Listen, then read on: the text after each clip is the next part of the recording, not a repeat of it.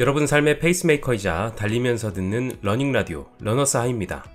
요 며칠 공기의 무게가 조금은 가벼워진 것 같습니다. 얼마 전까지만 해도 동남아를 방불케 하는 무덥고 습한 날씨가 이어졌는데 말이죠. 덥고 습한 날씨는 러너들에게 최악의 환경이죠. 아마 고민들을 많이 하셨을 겁니다. 뛸까 말까, 몸은 근질근질한데 이 날씨에 뛰어야 하나. 그래도 우리는 알고 있죠. 달린 후에는 달리기 전 고민이 무색해진다는 사실을요. 달린 후에 흠뻑 젖은 땀을 샤워기로 씻어내며 드는 생각. 와, 안 뛰었으면 어쩔 뻔했어. 그 쾌감을 우리는 너무 잘 알기에 이 단순 노동을 끊을 수가 없는 것 같습니다. 경험해보지 않으면 절대 모르죠. 아무리 러닝의 좋은 점을 죽어라 설명해도 이 느낌을 직접 느끼지 않으면 알 수 없는 것 같습니다. 어쨌든 우리는 그런 불편함을 감수하는 러너들입니다. 그런데 지금의 인류는 사상 유례 없는 풍요와 편안함 속에서 살고 있습니다. 자동차, 세탁기, 스마트폰, 냉난방기 등 우리의 삶을 더없이 윤택하고 안락하게 만들어주죠. 그런데 그거 아세요? 우리가 이런 생활을 하게 된 것이 불과 100여 년밖에 되지 않았다는 사실을요. 인류가 등장한 역사 중 0.004%에 불과한데 우리는 이 편안함에 너무나 익숙해져 버렸습니다. 그런데 문제는 이 편안함이 너무나도 많은 부작용을 낳는다는 겁니다. 비만, 당뇨, 고지혈증과 같은 신체적 문제부터 스트레스, 불안장애, 우울증과 같은 정신적 문제까지 고통이라면 질색하고 손가락 하나로 가능한 빠른 자극만을 추구하는 세상이 되어버렸어요. 그렇게 우리의 삶은 편안하고 안락함과 함께 점점 알 수 없는 나락을 향해 가고 있습니다. 이른바 편안함에 우리의 삶은 습격당했고 그 대가로 많은 것을 잃어버렸습니다. 마이클 이스터가 쓴 편안함의 습격이라는 책의 내용입니다. 마이클 이스터, 저널리스트이자 탐험가로서 네바다 주립대학교 저널리즘학과 교수이기도 하고 현대인의 건강과 행복, 의미 있는 삶을 탐구하며 사람들의 행동 변화를 유도하는 전문가로 말 그대로 고생을 사서 하는 사람입니다. 그럼 지금부터 책 편안함의 습격을 바탕으로 편안함이라는 녀석이 어떻게 우리의 삶을 습격했고 무엇을 강탈해 갔는지, 우리 러너들처럼 불편함을 감수하는 사람들이 어떻게 타인보다 더 행복한 삶을 살 가능성이 높아지는지 지금부터 알아보겠습니다. 자, 오늘은 심리 멘탈 러닝입니다. 오늘의 러닝 시작합니다. 축치해에 면한 북극권에서 32km 위쪽에 자리 잡은 알래스카주 코체부. 인구 3,000명인 마을에 바람 부는 아스팔트 위 한 남자가 서 있습니다. 지구상에서 가장 고독하고 가장 외롭고 가장 가혹한 곳. 그곳에서 그 남자는 북극 원정을 준비하고 있습니다. 난폭한 북극곰, 굶주린 늑대무리, 매서운 눈보라, 영하의 추위, 허리케인급 폭풍, 모기떼, 생쥐떼 등에 맞서며 33일을 버텨야 합니다. 아마 TV에서 이런 장면을 보게 된다면 그의 도전이 정말 대단하다는 찬탄이 나옴과 동시에 무모한 도전으로 목숨을 잃은 사람들을 떠올리며 나와는 상관없는 혹은 쓰잘데기 없는 일이라 치부할지도 모르겠습니다. 그런데 이 남자는 왜 이토록 무모한 일에 목숨을 거는 걸까요? 바로 자신의 컴포트존을 넓히기 위해서입니다. 컴포트존, 말 그대로 스스로가 안전하다고 안락하다고 느끼는 공간을 비유하는 것으로 자신이 수행할 수 있는 과제의 난이도나 도전의 강도 혹은 스스로 설정한 한계, 잠재력 등을 의미합니다. 현 시대를 사는 우리들의 컴포트존의 크기는 상대적으로 어떨까요? 기술의 발전을 등에 입은 편안하고 안락한 삶 때문에 컴포트존에서 벗어나는 일이 거의 없다 보니 더더욱 쪼그라드는 악순환이 계속되고 있습니다. 나날이 편안해지는 거처와 냉난방이 조절되는 멸균의 장소에서 안전한 울타리를 벗어나지 않고 과식을 하며 살아가는 삶에 도전이라고는 일절 없죠. 그렇게 편안함에 잠식된 삶의 위기를 느낀 그 남자는 스스로 그 컴포트존을 박차고 나가 무모하리만큼 위험한 도전을 감행하게 된 것입니다. 네, 그 남자는 바로 책의 저자 마이클 이스트입니다. 저자가 원래 도전을 좋아하고 자신을 혹사하기를 좋아하는 그런 부지런하고 근면성실한 괴짜냐고요? 물론 아닙니다. 말 그대로 술주정뱅이의 피가 흐르는 집안에서 태어나 집안 내력에 매우 충실했던 사람입니다. 술에 쩔어서 살았다라는 표현이 아주 잘 어울릴 정도로 손쉬운 쾌락과 편안함을 사랑하는 사람이었죠. 아이러니하게도 꽤 이름 있는 잡지를 통해 사람들에게 더 나은 삶을 전파하는 건강 저널리스트로서 일을 하면서 주말이면 고주망태가 되어 다음날 깨질 듯한 머리를 감싸쥐고 일어나는 일을 반복해 왔다고 합니다. 그의 말에 의하면 알코올은 자신에게 편안한 이불이었다고 합니다. 즉, 인간으로서 겪어야 할 불편함, 슬픔, 걱정과 불안한 상황이나 생각, 감정으로부터의 도피처로 그는 알코올을 선택한 것이죠. 그러다 28살의 어느 날 아침 위스키가 뒤섞인 토사물과 함께 깨어난 그는 그야말로 현타가 찾아왔습니다. 이렇게 계속 살았을 때 마주하게 될 미래가 너무나 명확해 보였습니다. 이런 생활이 들통나면 일자리도 잃고 인간관계도 엉망이 될 게 뻔했습니다. 그가 가진 차, 집, 돈도 잃고 어느 날 아무도 모르게 죽음을 맞이하는 비참한 삶이 그려졌습니다. 그가 가진 선택지는 두 가지였습니다. 첫 번째, 아무것도 하지 않고 그냥 이대로 산다. 두 번째, 안락했던 알코올 이불을 걷어차버리고 불편해진다. 현타의 느낌이 굉장히 강렬했던 터라 그는 불편함을 선택했고 그 불편함의 시작으로 금주를 하게 됩니다. 그 앞에 곧 새로운 세상이 열렸습니다. 살아있다는 것의 아름다움을 자각하게 되었고 세상 속에서 자신이 해야 할 일을 더 잘 이해하게 되었다고 합니다. 금주를 하기 전에는 그가 우주의 완벽한 중심인 것만 같았는데 술을 끊고 나니 광대한 세계 안에서 그리 중요한 존재가 아니라는 깨달음이 찾아왔습니다. 그는 그렇게 생각했습니다. 나는 나약한 사람이며 내가 아는 것이 전부가 아니며 오히려 내가 아는 것은 매우 적고 나는 타인의 도움을 받을 수 있다. 그가 선택한 금주는 진짜 자신을 보게 만들었고 진짜 자신을 보게 되니 이제는 주변이 보이기 시작했습니다. 사랑하는 사람들과 새롭게 더 깊이 연결되었습니다. 침묵을 발견했고 고요를 경험했고 나 자신에 대해 괜찮다고 느꼈습니다. 이렇듯 우리가 쉬운 쾌락에 빠져드는 이유가 현실을 회피하기 위해 그러는 경우가 많은 것 같습니다. 그런데 살다 보면 피하고 싶은 것을 오히려 용기 내어 마주했을 때 문제가 자연스레 해결되고 삶의 답이 되는 경우가 더 많은 것 같습니다. 책의 저자인 마이클 이스터는 알코올이 주는 착각의 이불을 걷어내고 그렇게 불편함의 세계로 걸어 들어가기 시작했습니다. 이렇게 인간이 편안함을 추구하는 욕구나 행위는 우리의 본능이자 진화의 산물이라고 합니다. 본능적으로 인간은 안전, 은신처, 온기, 잉여 음식물, 최소한의 노력을 추구하며 살아왔습니다. 이 동력은 생존에 결정적이고 유익한 도움을 주었다고 합니다. 편안함을 향한 욕구는 인간으로 하여금 먹을 것을 찾게 만들고 집을 짓고 은신처를 만들게 합니다. 포식자로부터 도망치게 하고 위험한 상황을 감지하고 그것을 피하게 만듭니다. 나아가 생존을 유지하고 DNA를 퍼뜨리는데 도움이 되는 모든 일을 하도록 만듭니다. 그런데 문제는 환경이 바뀌었는데도 본능적인 회로는 그대로라는 것이죠. 아니, 너무 깊은 곳에 뿌리 박혀 있다는 겁니다. 지금으로부터 약 250만 년 전 가장 똑똑했던 유인원으로부터 우리의 조상인 호모 하빌리스가 진화했고 이어서 약 70만 년 전 호모 하이델베르겐시스, 호모 네안데르탈렌시스가 등장했습니다. 그리고 드디어 현생 인류인 호모 사피엔스가 등장해 복잡한 도구, 언어, 도시, 화폐, 농업, 운송 체계 등을 개발했는데 이것은 기껏해야 5,000년 정도밖에 안 되는 일입니다. 그리고 자동차, 컴퓨터, TV, 냉난방기, 스마트폰, 초가공식품 등 오늘날 일상생활에 가장 큰 영향을 끼치는 현대 편안함과 편의장치의 역사는 앞서 언급했듯이 100년이 채 되지 않습니다. 250만 년의 인류 역사 중 0.004%밖에 되지 않는 수치입니다. 지속적인 편안함이란 인간 역사에서 지극히 최근에 나타난 현상이라는 겁니다. 250만 년 동안 우리의 조상은 불편함에 지속적으로 노출되어 있었습니다. 너무 덥고 너무 춥고 너무 습하고 너무 건조하고 너무 바람이 세고 눈보라가 휘몰아치는 그런 환경 속에서 말이죠. 그에 반해서 오늘날 지구인 대다수는 섭씨 22도 정도의 온화한 기후 속에서 살고 있습니다. 그마저도 자연을 경험하는 시간은 평균적으로 대략 2분밖에 되지 않습니다. 마트 입구에서 주차장에 세워둔 차까지 걸어가거나 전철역에서 빠져나와 사무실 빌딩 입구까지 걸어갈 때뿐이죠. 우리의 조상들은 굉장히 많은 시간, 긴 거리를 움직여야 했습니다. 물과 식량을 구하기 위해 수십 킬로미터를 걷거나 뛰어야 했거든요. 우리의 몸이 지금처럼 오목한 발바닥, 긴 다리 힘줄, 땀샘 등등을 갖추게 된 것은 먹잇감을 따라잡기 위해 진화한 결과입니다. 어떤 방송에서는 이런 특징을 두고 인간은 달리기 위해 태어났다고까지 이야기하더라고요. 그런 그들에게 스트레스의 원인은 무엇이었을까요? 바로 죽음입니다. 먹을 것이 없거나 자연의 포식자에게 잡아먹히거나 정체 모를 뭔가에 감염되거나 발을 헛디뎌 절벽에서 떨어지거나 즉 이러한 것들을 피하는 데 촉각이 곤두서 있었고 그게 바로 지금의 우리가 느끼는 스트레스의 반응으로 나타나게 된 겁니다. 그런데 현대인이 느끼는 스트레스는 뭘까요? 이놈의 교통체증, 출근 시간에 늦겠군, 옆집 아이는 이번에 좋은 대학을 갔던데 우리 애도 못 가면 창피해서 어쩌나, 동창놈은 이번에 투자한 비트코인이 대박 났다던데 배 아파, 이 깡통 같은 컴퓨터는 왜 이렇게 느려 터진 거야. 선조가 직면한 그 절박한 문제들을 겪지 않아도 되는 현대인들은 다른 이유들로 스스로의 삶을 더 건강하지 못하게, 더 불행하게, 더 왜소하게 만들고 있다는 것입니다.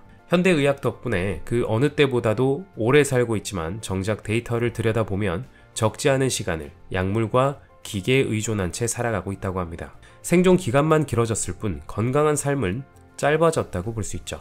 미국인의 32%가 과체중이고 38%가 비만이며 그중 8%는 초고도 비만입니다. 다 합치면 무려 70%의 미국인들이 너무 무겁습니다. 전체 미국인의 3분의 1에 가까운 사람들이 당뇨이거나 당뇨 전 단계입니다. 미국인의 4분의 1이 심장질환으로 사망한다고 합니다. 물론 우리나라의 경우 미국에 비해 비만율은 낮은 편이지만 2023년 기준 당뇨병 환자가 2019년 대비 19%나 증가할 정도로 식습관이나 생활습관으로 인한 만성질환 환자는 매년 꾸준히 증가하고 사회적인 문제가 되기도 합니다. 어쨌든 이런 의학적인 문제는 20세기 전까지는 거의 존재하지 않았던 것들이죠. 그뿐만이 아닙니다. 우울증, 불안, 중독, 자살 등 절망이 낳은 질병에 시달리는 사람들도 갈수록 늘고 있습니다. 최근 20년 사이에 약물 과다 복용으로 인한 사망이 3배 이상 증가했고 평범한 미국인이 스스로 목숨을 끊을 확률은 역대 최대치를 찍었다고 합니다.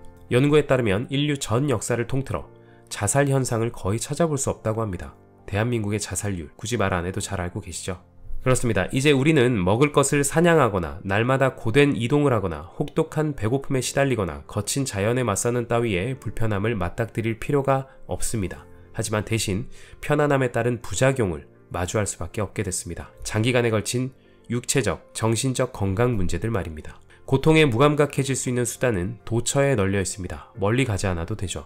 맛있는 음식, 담배, 알코올, 약, 스마트폰, TV. 반면 우리에게 행복감을 주고 살아있음을 느끼게 해주던 것들은 모두 우리에게서 멀어졌습니다. 가령 사람들과의 유대, 자연 속에 머무르며 느끼는 평화, 장기간의 노력과 인내를 통한 성취감. 그런데 사람들도 뭔가 잘못되어 가고 있다는 것을 직감하고 있는 것 같습니다. 한 설문조사에 따르면 미국인의 단 6%만이 세상이 나아지고 있다고 믿는다고 합니다. 실제로 일부 인류학자는 인류 탄생 이후 기원전 1만 3천년에 이르는 기간에 살았던 모든 인간이 지금의 인간보다 더 행복했을 거라고 주장합니다. 그들은 욕구가 단순한 만큼 충족하기 쉬웠고 따라서 현재에 더 충실할 수 있었죠.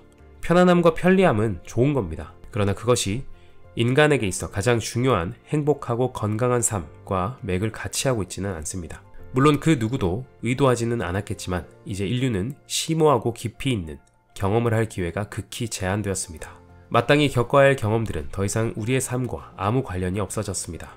이는 인간을 변화시켰고 그 방향이 늘 최선은 아니었습니다. 왜 이토록 인간은 불편함을 극도로 경계하고 편안함을 갈구하는 것일까에 대한 심리적인 연구도 있습니다. 하버드 대학교 심리학과 교수인 데이비드 레버리 박사는 어떤 문제가 드문드문해졌거나 아예 존재하지 않는데도 인간의 뇌가 굳이 문제를 찾아내는 경향성에 관해 연구를 진행했습니다. 피실험자에게 매우 험악한 표정에서 완전히 온화해 보이는 표정에 이르기까지 800장의 얼굴 사진을 하나씩 보여주고 위협적으로 보이는 얼굴을 골라내는 실험을 진행했습니다.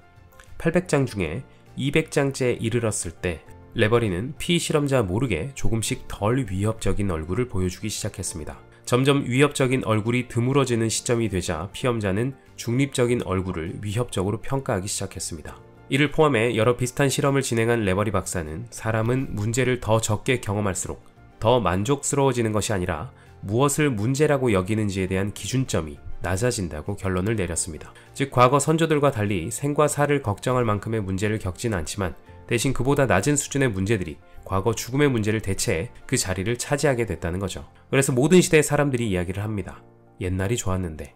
사실 지금 이 옛날보다 생활면에서 훨씬 더 윤택해지고 좋아졌는데 말이죠. 새로운 편안함이 등장하면서 예전에는 받아들일 수 있는 수준이라고 여겼던 불편함의 꼴대가 한참 뒤로 밀려나게 된 거죠. 사람들의 컴포트존은 점점 더 좁아지고 있는 겁니다. 무의식 중에. 사람들은 끔찍할 정도로 두려워합니다. 편안함이 자신을 갉아먹고 있는 사실을, 그리고 그것이 자신에게 어떤 악영향을 미치고 있는지 인정하는 것을.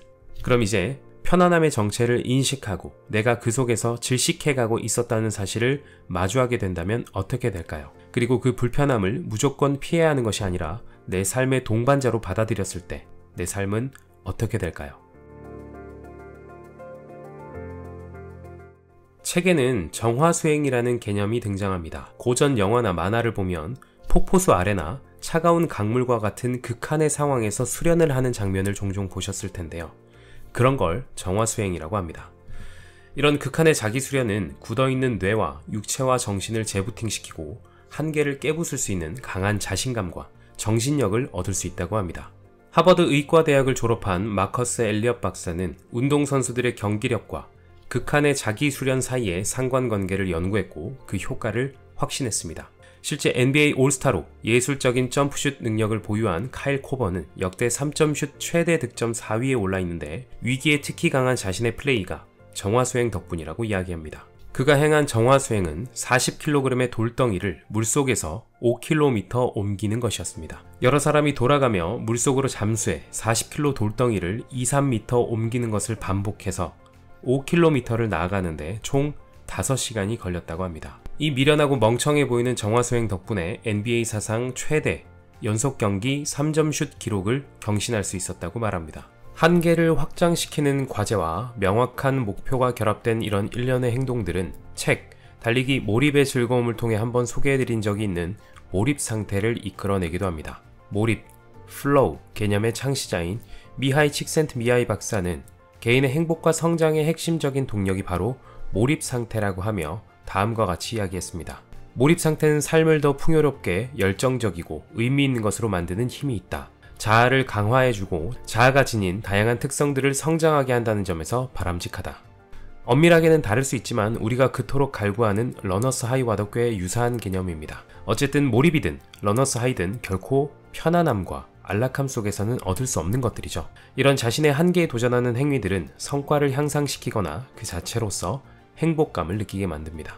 두려움의 진화적 기원을 탐구한 미시간 대학교 연구진에 따르면 우리가 현재 느끼고 있는 두려움들은 과거의 생활 양식에서 온 것일 때가 많다고 합니다. 앞에서 한번 언급했듯이 초기의 인간은 목숨을 위협받는 상황에 처하는 것이 일상이었습니다. 굶주린 포식자, 독을 품은 뱀, 적대적인 상대 부족, 혹독한 날씨, 예측 불가능한 자연, 사회적 지위 상실 등등 숲을 속의 바스락거림이나 풀밭을 기어가는 뱀을 쉽게 알아채는 이유도 바로 이 때문이죠. 낯선 사람을 경계하는 이유, 궂은 날씨와 높은 곳을 피하려는 이유, 대중연설을 하면서 자신의 목덜미를 많은 사람 앞에 드러낼 때 불안을 느끼는 이유도 마찬가지입니다. 불과 100년 전까지만 해도 실패는 곧 죽음을 의미했거든요. 그런데 오늘날에는 사람들이 실패 결과를 엄청나게 과대평가하고 있습니다. 요즘의 실패는 프레젠테이션을 망쳐서 상사한테 찍히는 정도를 의미하는데도 말입니다. 그러니까 우리 안에 남아있는 이 진화적 메커니즘은 이제 도움이 안 됩니다. 삶에서 정말로 위대한 것은 결코 완전한 성공이 보장되어 있을 때 오지 않거든요. 완벽하게 실행하더라도 실패 확률이 높은 도전에 참여하는 것, 그런 상황에 과감히 뛰어드는 행동은 엄청난 파급 효과를 가져다 줍니다. 실패에 대한 두려움도 없애주고 내 안의 잠재력을 일깨워주죠. 눈에 보이지는 않지만 그런 성공의 경험들은 분명 내 안에 쌓이기 시작할 거고 나를 조각해 나갈 겁니다. 언어학과 인류학을 연구한 반 제넵에 따르면 모든 문화에서 자연을 무대로 한 육체적 통과 의례가 존재한다고 합니다. 예를 들어 오스트레일리아 원주민의 젊은 남자들은 사람이 살기 거의 불가능한 오지로 들어가 최대 6개월을 홀로 지낸다고 합니다. 알래스카 이누이트족은 아이가 12살쯤 되면 북극 지방으로 데려가 몇 주에 걸쳐 수십 킬로미터를 이동하며 첫 사냥과 생존 기술을 가르칩니다. 이런 도전 과제들을 통해 젊은이들은 육체적으로나 정신적으로 더 강인해지고 더 유능해지고 자신의 위치에 대해 더 넓은 이해를 지닌 존재로 성장한다고 합니다. 케냐와 탄자니아에 사는 마사이 부족 역시 통과 의례가 존재하는데 젊은 마사이 남성은 혼자 사바나로 들어가 사자를 사냥해야 합니다. 물론 총이나 활 따위는 쥐지 않습니다. 아메리카 원주민인 네즈퍼스 부족의 젊은이들 역시 식량이나 무기도 없이 홀로 산속이나 사막으로 들어가 일주일 정도를 보내는 이른바 지혜 원정을 떠나기도 합니다. 이런 통과 의례가 젊은이들에게 하고자 하는 말은 뭘까요? 네 안에 있는 잠재력을 총발휘해서 시험을 통과해라. 너 스스로 깊이 파고들어 너만의 것을 찾아야 한다. 물론 21세기의 도시 문화권에서는 상상도 할 수 없는 일이지만 1990년대 시작된 헬리콥터 양육을 시작으로 불안과 우울에 시달리는 젊은이의 비율이 비정상적으로 높은 것을 넘어 계속 증가하고 있는 현상이 아이의 탐험 욕구를 억제하는 풍조에서 비롯된 것이라는 분석이 참으로 씁쓸해지게 합니다. 마커스 엘리엇 박사는 말합니다. 요즘 사람들은 너무 바깥만 보면서 살고 있습니다. 무더기에 좋아요를 받기 위해 튀는 행동을 하고 그걸 소셜미디어에 올립니다. 인생의 진짜 도전은 내면을 향해야 합니다. 가장 중요한 모토는 내가 정말로 불편한 뭔가를 해내겠다는 겁니다. 내가 보고 있기 때문에 포기하지 않을 겁니다. 도전을 마치고 나면 내가 나를 지켜보는 유일한 사람이었다는 사실, 힘들었던 상황에 당당하게 대처했던 자신을 돌아볼 수 있습니다.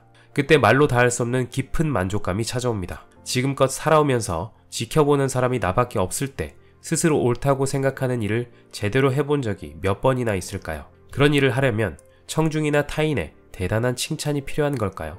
나는 자신을 위해 그런 일을 할 수 있을 만큼 대단한 존재가 아닌 걸까요?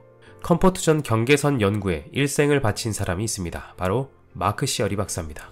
나를 죽이지 않는 것은 나를 더 강하게 만든다 는 문장에 심취해 이를 뒷받침해 줄 만한 데이터를 모아왔습니다. 박사는 말합니다. 부정적이고 힘든 대상에 완전히 압도당하는 것은 좋지 않다. 하지만 완벽한 보호를 받는 것 또한 최선이 아니다. 최적의 정신적, 육체적 안녕을 누리기 위해서는 어느 정도의 시련은 필요하다고 말이죠.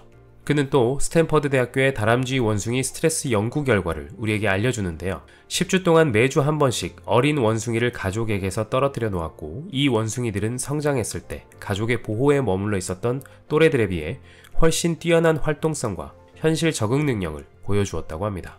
그는 궁금했습니다. 인간에게도 적용이 될까?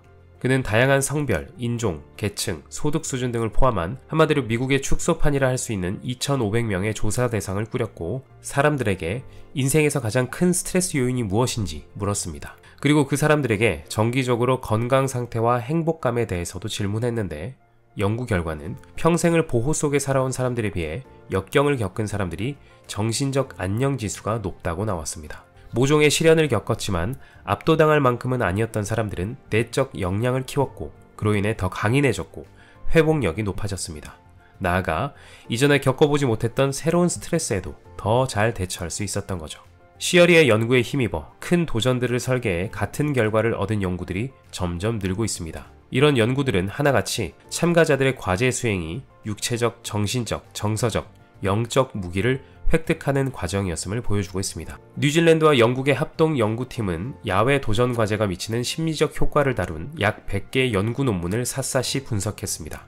그 결과 현대 멸균 세계를 떠나 새로운 스트레스 요인에 자신을 노출시키는 것은 강인함을 키우는데 도움이 된다고 결론을 지었습니다. 위기, 두려움 또는 위험에 맞서는 일은 최적의 스트레스와 불편함을 초래하며 이는 결과적으로 향상된 자존감, 인격 형성, 그리고 심리적 회복력을 증진시킨다고 연구팀은 말했습니다. 시어리 박사는 마지막으로 이렇게 덧붙였습니다. 도전의 종류가 다른데 비슷한 효과를 얻었다는 것은 그 안에서 공통된 심리적 메커니즘이 작동했다는 뜻이다. 수영을 열심히 해서 체력을 기르면 당연히 달리기를 할 때도 도움이 될 것이고 마라톤 대회에서 우승할 정도까지는 아니더라도 심장혈관계의 지구력은 좋아질 것이다. 단련 과정도 마찬가지. 그런 경험을 하고 나면 그 정신력으로 다른 여러가지 일을 더 잘해낼 수 있는 힘이 반드시 생기게 되어 있다고 말이죠. 오리건 주립대학교 연구진에 따르면 38도의 공간에서 10일 동안 운동을 한 사람들은 냉방시설이 있는 공간에서 똑같은 운동을 수행한 그룹에 비해 체력 성과 지표가 현저히 높았다고 합니다. 열기 속에서 감행한 운동은 심장의 좌심실에 설명하기 어려운 변화를 일으켰다고 하는데요. 이런 운동은 심장의 건강과 효율성을 향상시킵니다. 고온 운동은 열충격 단백질과 BDNF, 즉 뇌유래 신경 영양인자를 활성화하기도 합니다. 열충격 단백질은 염증을 억제하고 수명을 연장시키는 것과 관련이 있으며 BDNF는 뉴런의 생존과 성장을 촉진하는 화학물질입니다. 미국 국립보건원에 따르면 BDNF는 우울증과 알츠하이머 예방에 도움이 된다고 합니다. 컴포트존을 벗어나 정신과 육체를 한꺼번에 동원해야 하는 새로운 기술들을 학습하는 과정은 우리의 뇌 회로에 의미심장한 변화를 일으킵니다. 놀랍게도 변화는 일부 질병에 대한 회복력을 높여주기도 합니다. 마치 신경계에 팔기통 엔진을 달아주듯이 미엘린 형성을 증가시킴으로써 뇌와 신체 전반에 걸쳐 더 강하고 더 효율적인 신경신호를 생성해줍니다. 즉, 뇌 속에 미엘린이 증가하면 전반적인 뇌 기능이 향상되고 반대로 부족하면 알츠하이머와 같은 신경퇴행성 질환의 위험이 커집니다. 한 예로 미시간 대학교 연구진은 학습에 더 많은 시간을 투자한 사람들의 경우 치매 발생률이 현저히 낮다는 사실을 밝혀냈는데, 매우 흥미로운 부분은 학습자 사이에서 일반적으로 치매 발병률을 높이는 요인인 당뇨 수치가 증가했음에도 불구하고 실제 치매 발생은 감소했다는 점입니다. 이 현상은 새로운 것을 학습하는 데 몰두하는 시간이 나쁜 습관을 일정 부분 상쇄하는 데 도움이 될 수 있음을 시사합니다. 와, 우리가 깨닫지 못하는 사이 우리는 이 편안함이라는 놈에 잠식되어 가고 있었습니다. 단순히 편안한 것으로 끝나는 것이 아니라 우리 삶에서 정말 많은 것들을 앗아가고 있었네요. 우리가 추구하는 행복하고 건강한 삶에 어쩌면 편안함은 필요악인지도 모르겠습니다. 저도 한때는 안정을 최우선의 가치로 꼽기도 했습니다. 안정적인 직장, 안정적인 삶이 최고라고 생각했어요. 내가 만든 혹은 누군가가 만들어준 울타리 속으로 들어가 아무 일도 일어나지 않기를 바라기도 했습니다. 하지만 깨닫게 되었습니다. 안정이란 애초에 존재하지 않는 허상에 불과하다는 사실을요. 바다에 파도가 치지 않게 해달라고 기도하는 것처럼 어리석고 무의미한 일이라는 걸 깨달았습니다. 파도가 치고 안 치고는 나의 소관이 아니죠. 다만 나는 파도를 타는 법을 배워야 했습니다. 그 과정은 그야말로 불편함이었습니다. 넘어지고 던져지고 깨지고 고꾸라지고 물속에 잠기는 고통을 감내해야 했습니다. 그런 불편함의 과정을 겪는 동안 나의 근육은 단단해졌고 통증엔 무감각해졌고 파도 타기 기술이 늘어갔습니다. 파도를 걱정하던 때는 불안했고 두려웠고 우울해서 바다에서 사는 것을 그만두고 싶었습니다. 파도 타기를 배운 후에는 바다의 생활도 나쁘지 않다는 생각이 들었고 더 어려운 것을 해보고 싶다는 욕심도 생겼습니다. 안정을 원할 때는 불안했지만 아이러니하게도 불편함을 택하니 안정이 찾아왔습니다. 인생은 항상 전혀 예상하지 못한 방향으로 흘러가죠. 우리는 이미 알고 있습니다. 동네 한 바퀴, 공원 한 바퀴 돌아볼까 시작했던 러닝이 인생에 얼마나 많은 것을 바꿔놓을 수 있는지를요. 이제 불편함의 정의부터 바꿔야 할 것 같습니다. 불편함은 편하지 않는 것, 나에게 좋지 않은 것이 아니라 내가 잘 움직이고 더 잘 타오를 수 있게 해주는 연료 같은 존재라고요. 불편함은 내가 피하고 거부해야 하는 것이 아니라 반드시 함께 살아가야 할 친구 같은 존재라고요. 불편함을 통해 하루하루 나만의 컴포트 존을 넓혀나가는 러너 여러분 되시길 바라겠습니다. 삶의 페이스메이커가 되어줄 좋은 러닝 가지고 돌아오겠습니다. 그럼 다음 러닝에서 만나요.